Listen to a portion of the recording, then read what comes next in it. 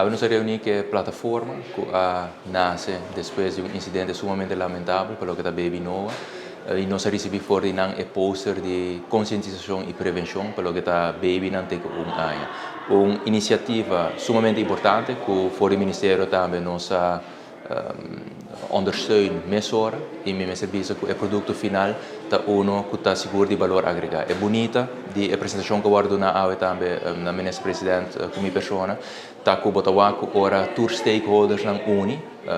com meta comum costa grande por sali fora dessa aqui. E a intenção tá que é 10 passos não que agora nombrar riba e poster de conscientização e prevenção que agora compartilhar com tour e kinderopvang não, tour e crash na Aruba e lo organizar também uma noite de informação para explicar na cada centro cada passo e que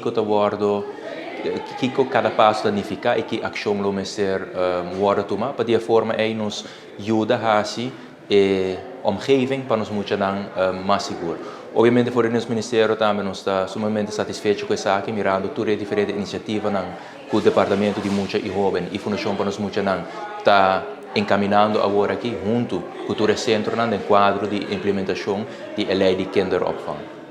De parte do nosso Ministério Seguro, nós conseguimos sostener a plataforma aqui, que conta com diferentes stakeholders e que enfocar para diferentes aspectos que é importante para seguir garantir e fortificar a segurança para nós muito